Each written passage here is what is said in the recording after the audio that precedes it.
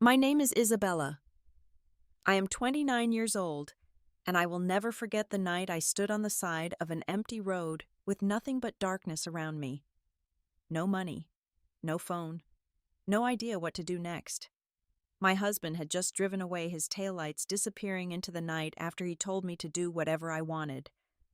I thought that was the worst moment of my life. I was wrong. It was actually the beginning of everything. Before I tell you about the woman who stopped, let me know where you are watching from today. If this story resonates with you, please hit that like button and subscribe to the channel. Because meeting her on that empty road was the beginning of everything I never knew I needed. I grew up in a small town called Ridgewood, New Jersey. It was the kind of place where everyone knew everyone, where front porches had rocking chairs, and where life moved at a gentle pace. My childhood was happy until I turned 12. That was the year my father died in a construction accident. One morning he left for work, kissed my mother goodbye, ruffled my hair, and told me to be good. By evening, 2 police officers were standing at our door with their hats in their hands. My mother Grace was left alone to raise 2 daughters. My older sister Audrey was 14 at the time, already showing signs of the strong woman she would become. But I was just a kid, suddenly fatherless, suddenly aware that life could change in an instant. Mom worked 2 jobs to keep us afloat.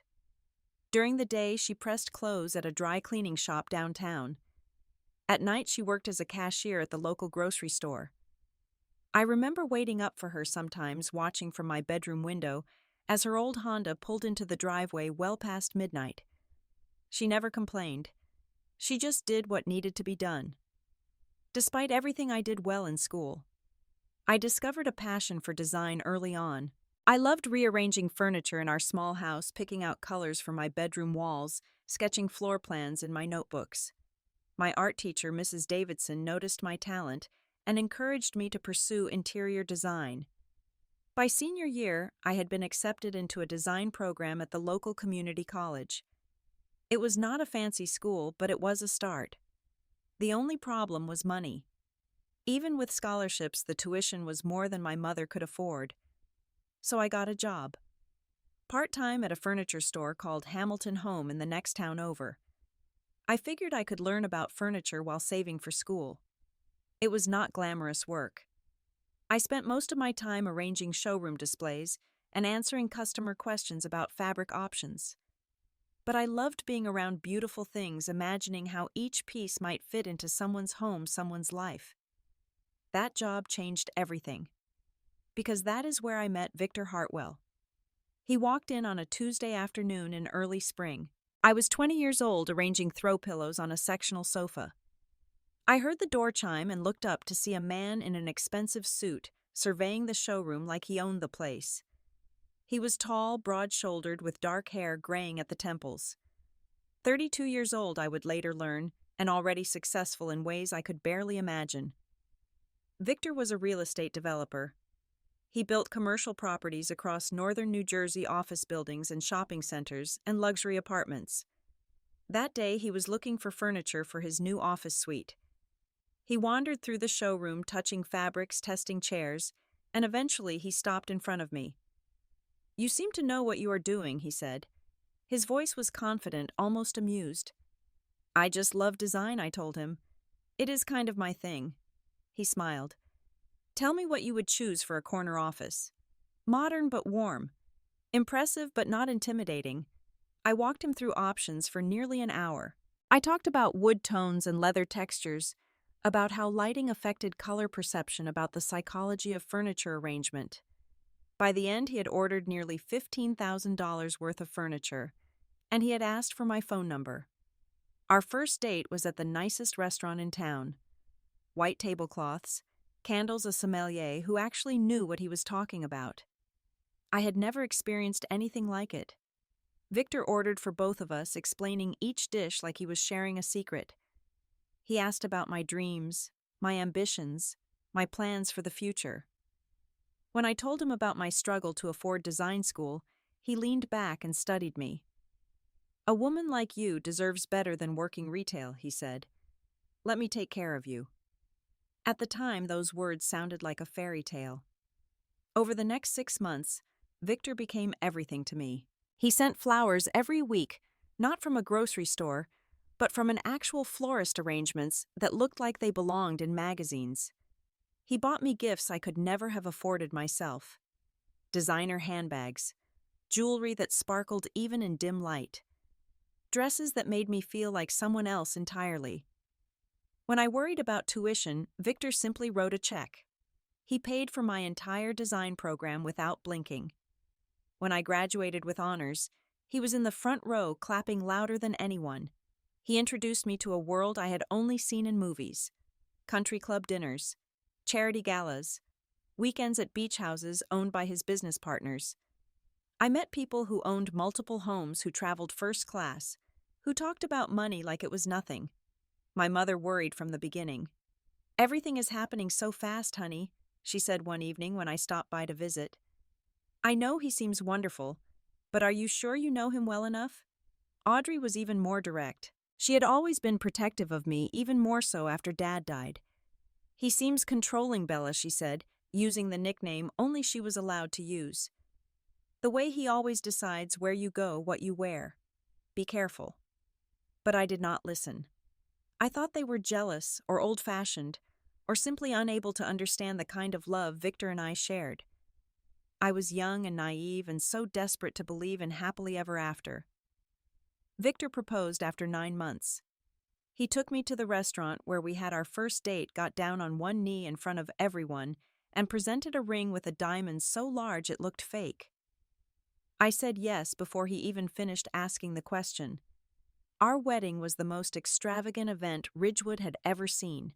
We held it at the country club Victor belonged to, with 200 guests, a 12-piece band, and enough flowers to fill a greenhouse. Most of the guests were Victor's friends and business associates. I invited my mother Audrey and a handful of friends from school and work. We were outnumbered at our own wedding. My family offered to help pay for anything, but Victor refused. "Your family does not need to worry about money," he said. "That is my job now." At the time, I thought he was being generous. After the wedding, I moved into Victor's house in Short Hills. It was a mansion, really. 5 bedrooms, 4 bathrooms, a swimming pool in the backyard, a kitchen bigger than my mother's entire first floor. I quit my job at the furniture store at Victor's insistence. "My wife does not need to work," he said. And just like that, I became Mrs. Victor Hartwell. I had the handsome, successful husband, the beautiful house, the perfect life. I thought I had found my fairy tale. I had no idea that the cage was already being built around me. The first sign came 3 months after our wedding. I wanted to buy a birthday present for my mother. Something nice. She had sacrificed so much for Audrey and me, and I finally had the means to give her something special. I found a beautiful cashmere sweater online, soft and elegant, exactly the shade of blue she loved. I went to Victor to ask about using our credit card. "Just tell me what you need," he said without looking up from his laptop. "I will order it." "I can do it myself," I replied. "Can I have access to our joint account?" He finally looked at me, his expression puzzled, almost offended. "Why do you need that? I handle all the finances." "It is easier this way," I tried to explain. "I just want a little independence, to be able to buy things without always asking." Victor's expression hardened. "Are you saying I do not take care of you? Do you not trust me?" "No, of course I trust you," I said quickly. "Never mind. It is fine." And that was how it started. Such a small thing, really. But from that day forward, every purchase required Victor's approval. "Want a coffee from the new cafe downtown? Ask Victor. Need new skincare products? Ask Victor. Feel like buying a magazine at the airport? Ask Victor." Each request came with questions. "Why do you need that? Is it really necessary? How much does it cost?" I told myself it was just how wealthy people managed money. I told myself Victor was being responsible, protecting our future. I told myself a lot of things to avoid seeing the truth. The isolation came next, slowly and methodically. I wanted to visit my mother one weekend. Just a short drive to Ridgewood, maybe stay for dinner, catch up on her life. This weekend, Victor frowned. I was thinking we would go to the Hendersons' dinner party. The Hendersons were business associates of Victor's. I had met them twice and found them insufferably boring, but I agreed to go. The next time I mentioned visiting Mom, Victor had another objection. Your mother can come here. Why do you need to drive all the way there? It went on like that. Every time I wanted to see my family, there was a reason not to go. A party we had to attend. A business dinner that required my presence. A vague mention of plans that never materialized. When Mom called, Victor always seemed to be nearby. Listening. Who are you talking to? He would ask after I hung up. What did she say? Audrey noticed before I did. She called one evening when Victor was at work, and for the first time in months I could speak freely. Bella, what is going on? She asked. I have barely heard from you. You never visit. You do not return my calls. I am just busy, I said. Married life, you know. Your sister always has something negative to say about me, Victor commented later that night. I never told him about the call, but somehow he knew. After that, I found myself avoiding Audrey's calls. It was easier than dealing with Victor's cold silence afterward, his pointed remarks, the tension that would fill the house for days. My friends from before slowly faded away too. Victor did not like them. They were not sophisticated enough, not successful enough, not good enough for his wife. Why do you need to meet them? He would ask. Am I not enough for you? The criticism started subtly and built over time. Victor commented on my cooking. This is overcooked. My mother makes it better. He critiqued my appearance. That dress makes you look cheap. Change it. He monitored my weight. You have gained a few pounds. Maybe skip dessert tonight. Every day brought new ways I was falling short. Too much makeup. Not enough effort. Hair too messy. Outfit too boring. I could never get it right. He compared me to other women constantly. Jessica Henderson always looks so put together. You could learn from her. The Williams' wife speaks 3 languages. What do you bring to conversations? Slowly, steadily, I began to disappear. The confident young woman who had talked passionately about design, who had dreams and opinions, and a spark in her eyes, she was fading. In her place was someone who second-guessed every word, every choice, every breath. I looked in the mirror and did not recognize myself anymore. 2 years into the marriage, I finally admitted the truth to Audrey during a rare phone call when Victor was out of town. Bella. This is not normal, she said, her voice tight with worry. He is controlling you. I know, I whispered, tears streaming down my face. But I have nothing. No job. No money. No skills anymore. I gave up everything for him. Come stay with me, Audrey urged. I have a spare room. We will figure it out together. I almost said yes. I was so close to grabbing freedom with both hands. But that night Victor came home early. He brought roses, my favorite kind, and apologized for being stressed lately.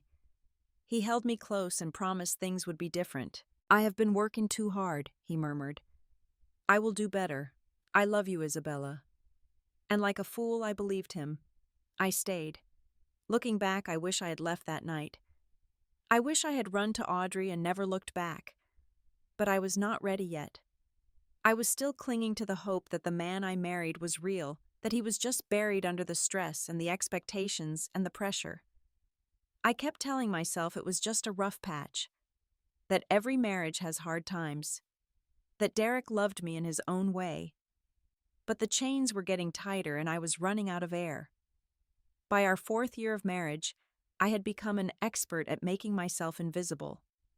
I knew exactly how to dress to avoid criticism, what to say to prevent arguments, how to move through our enormous house without disturbing Victor's peace.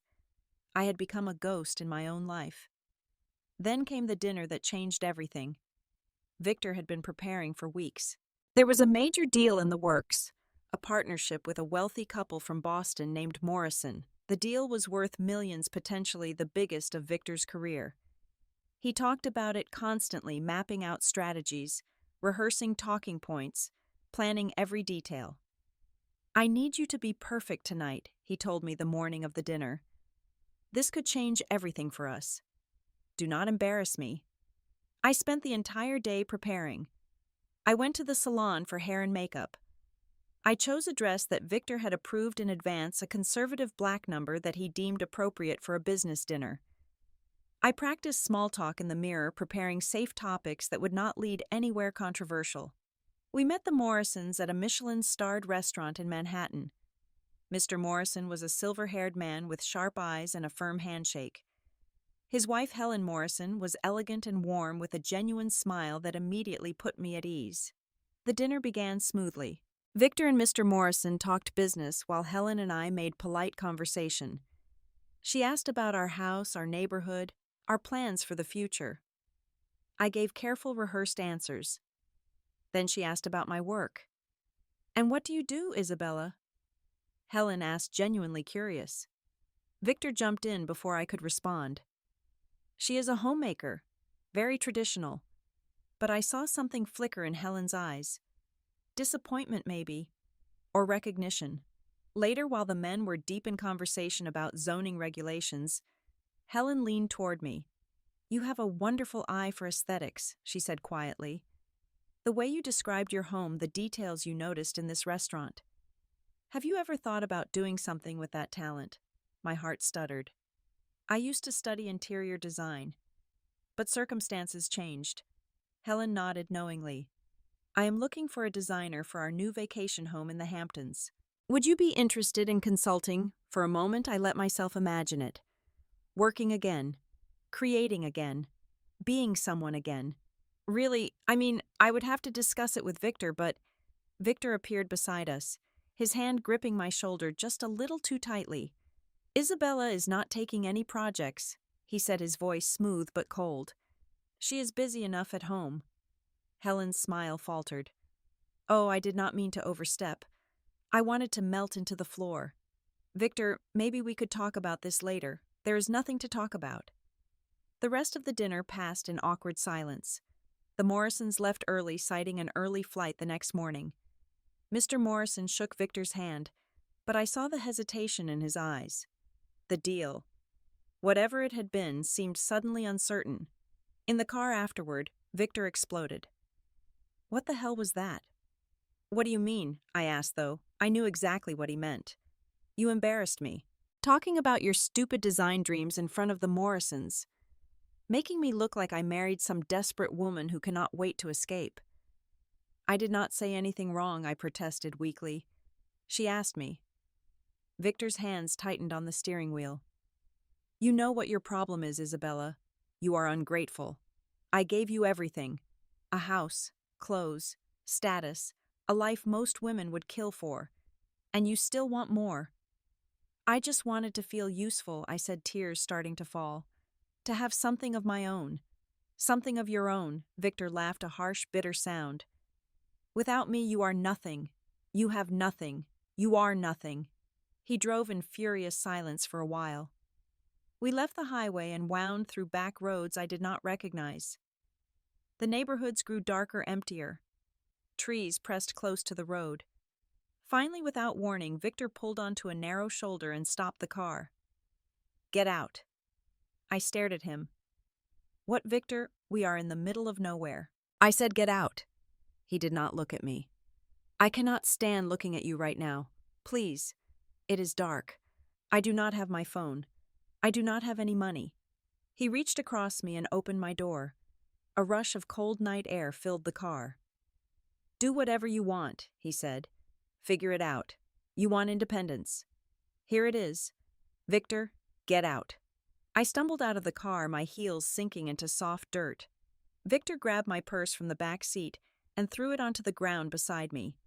Then he accelerated away, spraying gravel, his taillights shrinking into the darkness until they disappeared entirely. I stood there in my designer dress and expensive heels, watching the taillights disappear. I had never felt more alone in my entire life. But that is when I heard another car slowing down behind me. At first, I was terrified. A lone woman on a dark road with no way to call for help. The headlights approaching from behind could belong to anyone.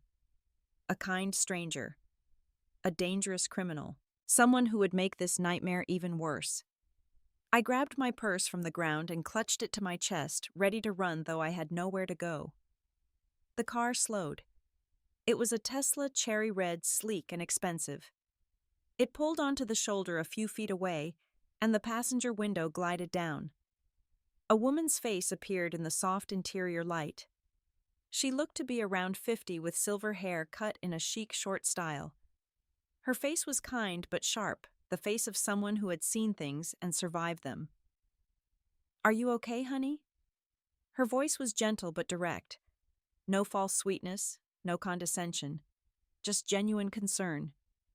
I tried to speak, but my throat was tight with tears. My husband, I need a phone." The woman looked me over. My designer dress, the expensive purse in my trembling hands, my mascara running in dark streaks down my cheeks. "Get in," she said. "I will take you somewhere safe." I hesitated.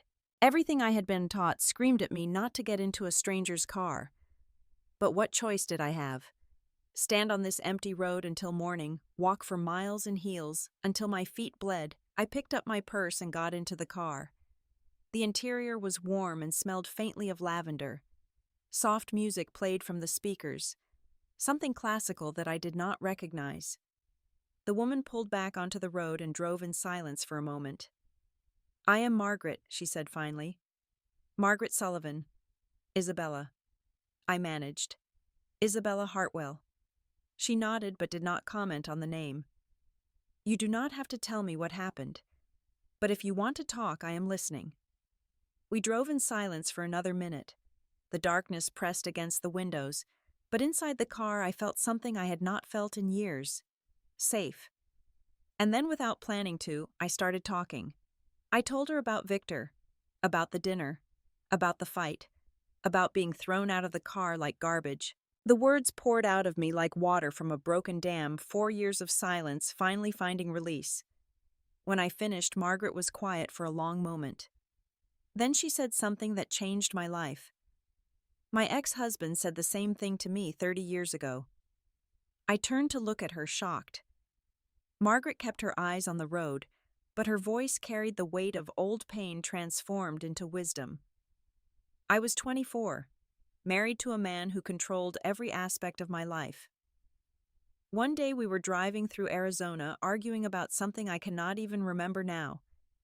He pulled over at a gas station in the middle of nowhere and told me to get out. No money, no phone. In those days there were no cell phones.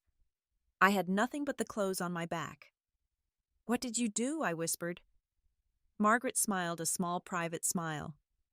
"I survived. And then I built an empire." She told me her story as we drove. After her husband abandoned her, a woman who owned a small diner near the gas station took her in. Margaret washed dishes and waited tables to earn her keep. She learned everything she could about running a restaurant, about business, about surviving. After 5 years, she had saved enough to open her own small restaurant. Then another. Then another. Now Margaret Sullivan owned a chain of 12 upscale restaurants across the East Coast. Sullivan's Kitchen was a name I actually recognized, though I had never connected it to a person before. Her restaurants were featured in food magazines. Celebrities posted about them on social media.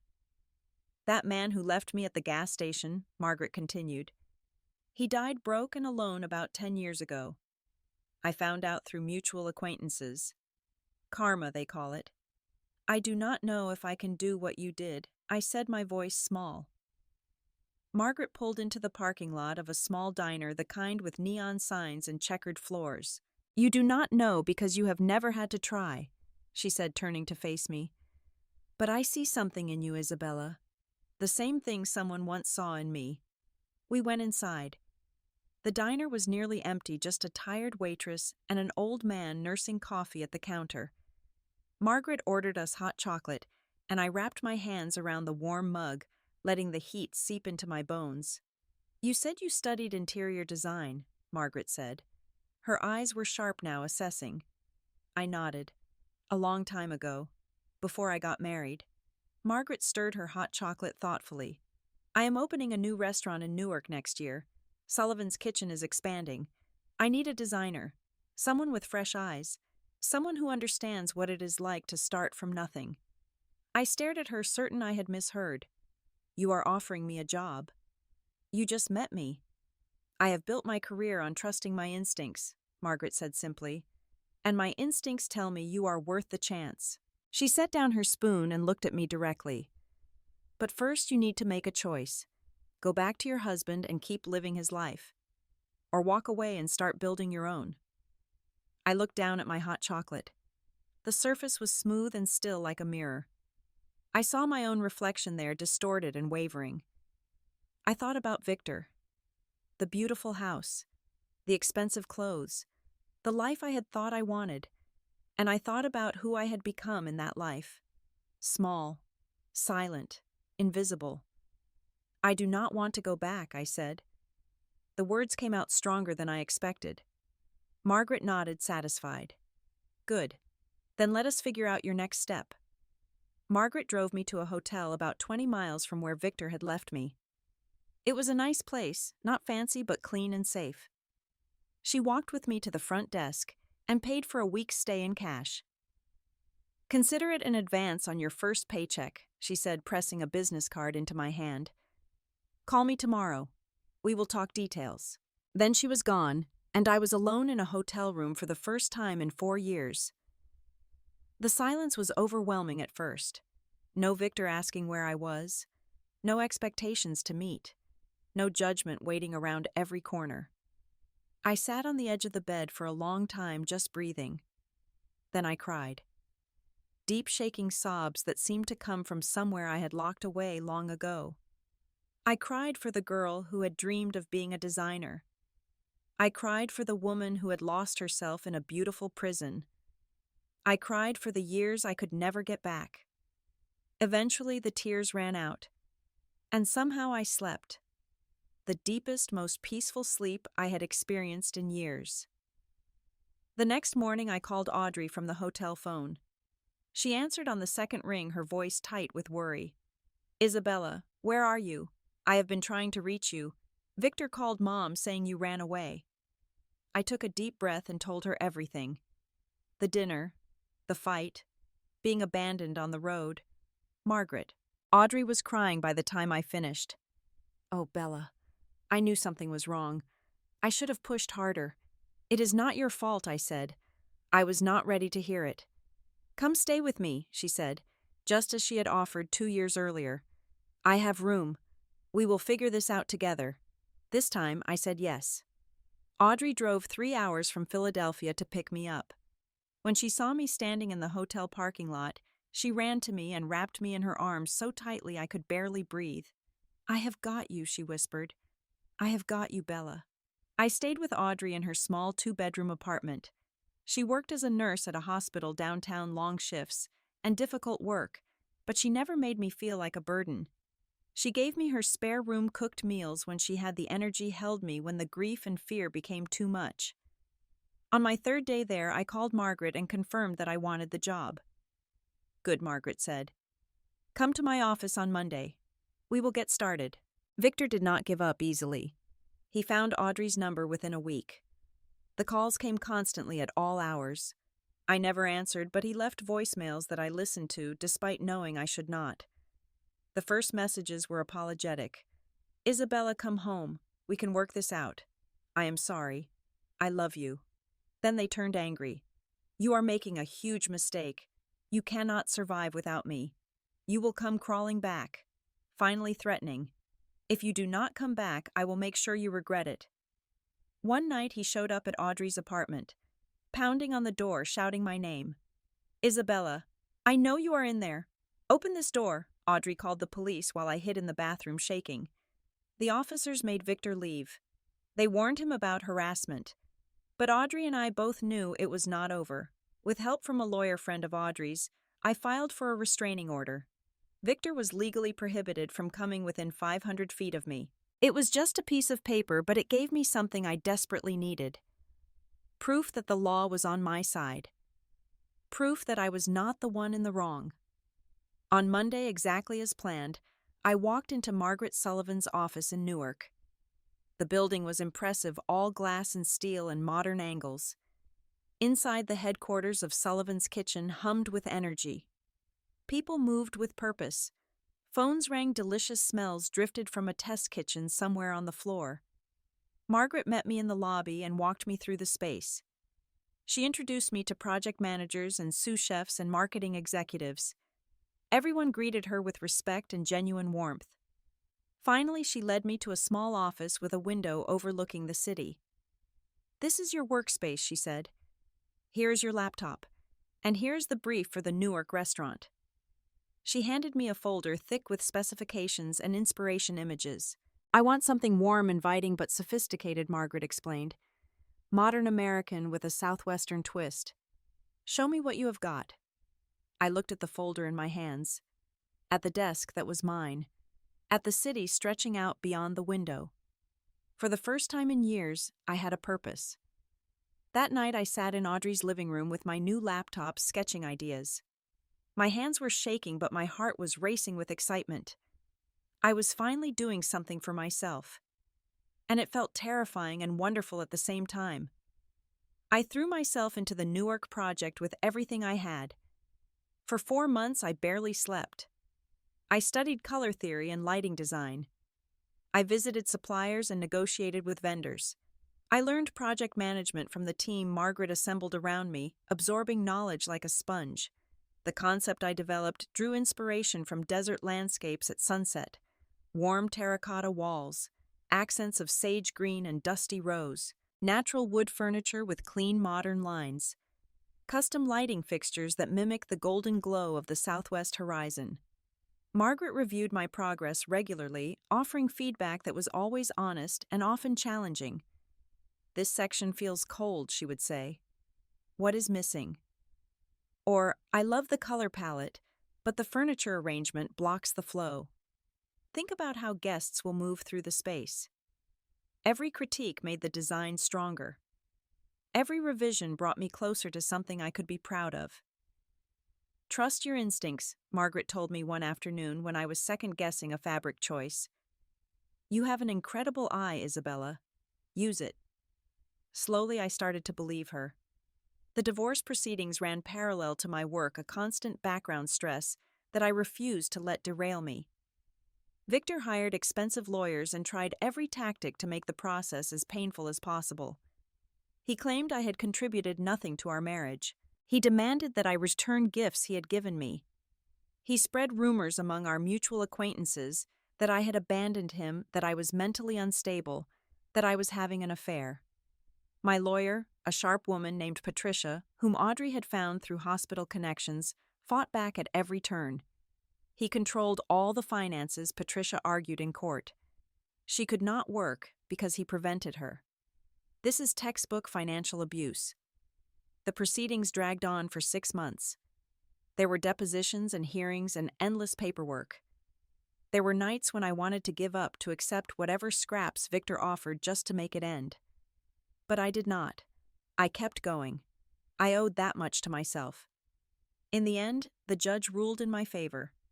I was awarded 20% of our marital assets. It was not a fortune, but combined with my savings from the Sullivan's kitchen job, it was enough to give me a foundation. The day I signed the final divorce papers, I felt lighter than I had in years.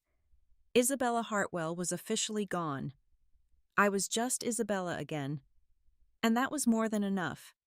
10 months after the night Victor abandoned me on that empty road, Sullivan's Kitchen Newark opened its doors. The restaurant was beautiful. Every detail I had obsessed over came together into something greater than I had imagined. The warm colors glowed in the carefully designed lighting. The furniture invited guests to linger. The space felt like a hug, welcoming and sophisticated all at once. Food critics came on opening night. Local celebrities and business leaders filled the tables. Photographers from design magazines captured every angle.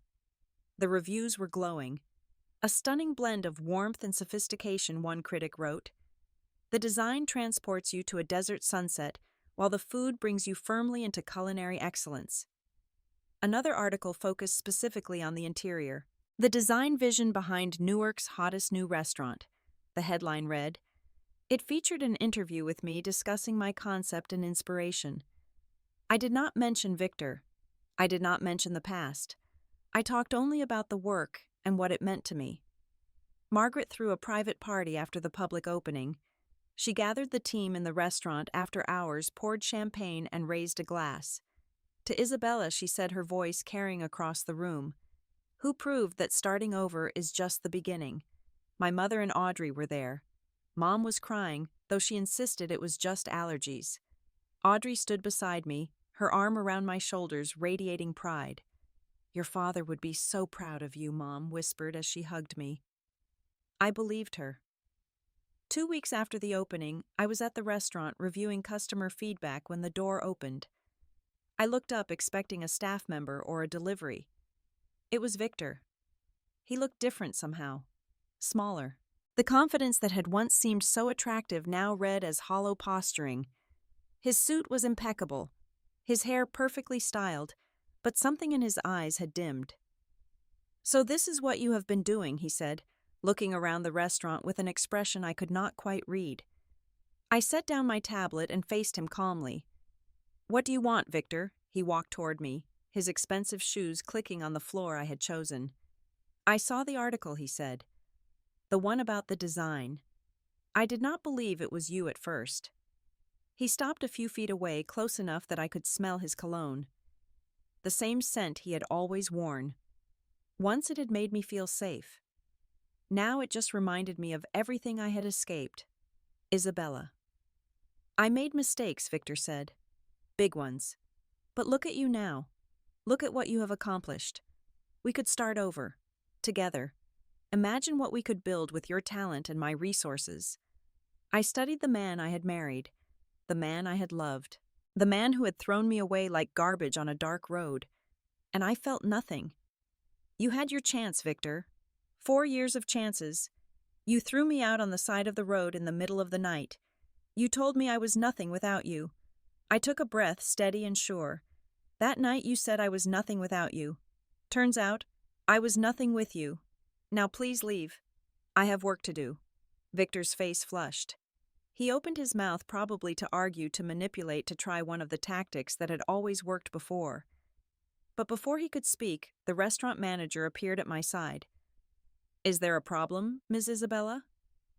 I saw Victor look around, at the staff watching from the kitchen doorway, at the space that bore my creative fingerprints in every detail, at the life I had built without him. He had no power here. He turned and walked out without another word. I watched him go, feeling something I had not expected. Not anger, not satisfaction, just peace. That was the last time I ever saw him, and honestly, I barely think about him anymore.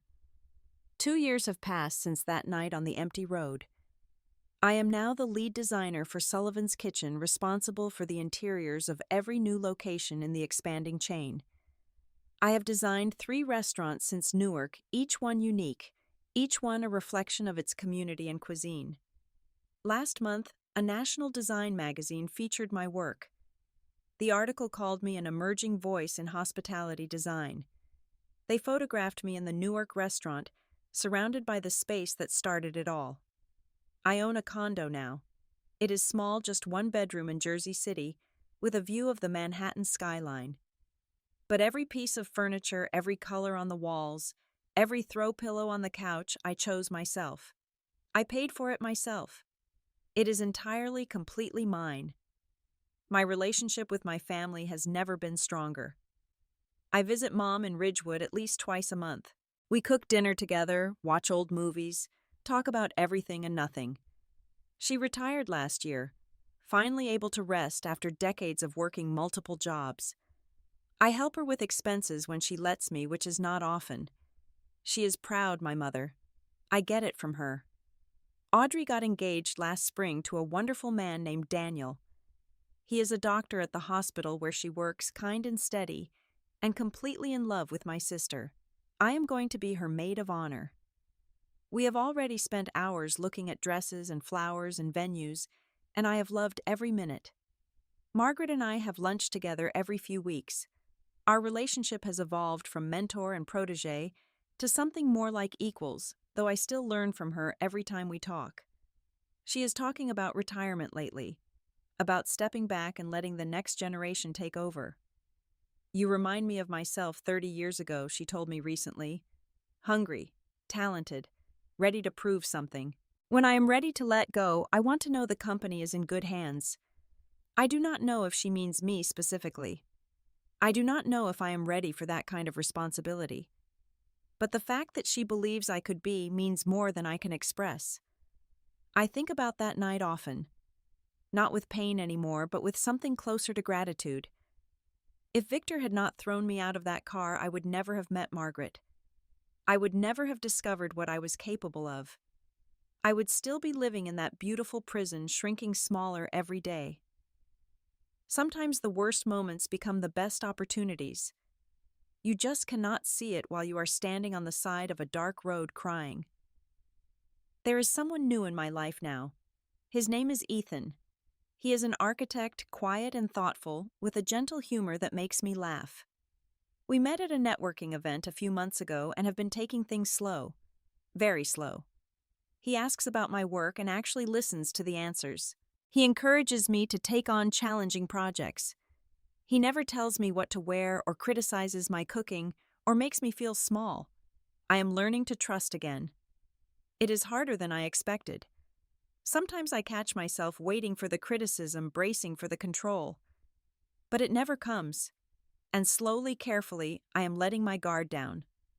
I am not sure where things with Ethan will go. I am not in a rush to find out. For the first time in my life, I am comfortable just being myself by myself. Anyone who joins me on this journey will have to accept that I am whole on my own. I shared my story recently with a young woman who works at one of our restaurants. She had confided that her boyfriend was controlling, that she felt trapped, that she did not know what to do. I told her about Victor, about the road, about Margaret, about everything. She listened with tears in her eyes. "How did you find the courage to leave?" she asked. "I did not," I admitted. "The courage found me." Sometimes you have to hit rock bottom before you realize you can climb back up. I gave her resources, hotlines and shelters and legal aid organizations. I told her I was there if she needed to talk. A month later, she moved out of her boyfriend's apartment. She is staying with her sister now, figuring out her next steps. Every time I see her at work, she looks a little more like herself. That is why I share this story.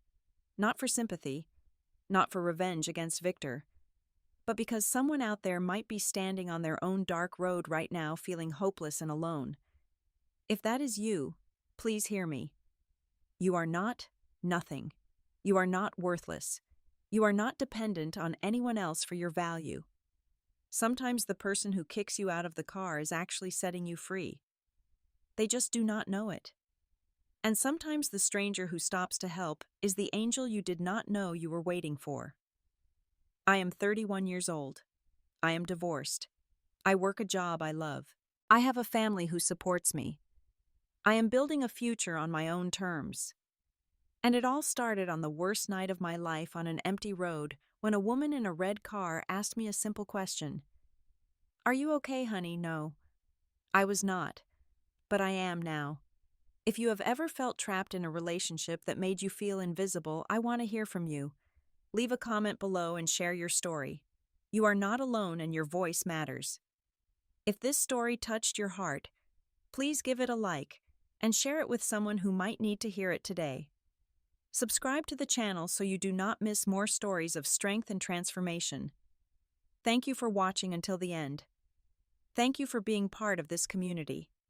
I wish you courage on your own journey wherever it leads. I wish you people who stop when you need help. And I wish you the strength to believe that your best days are still ahead. Take care of yourself. You are worth it.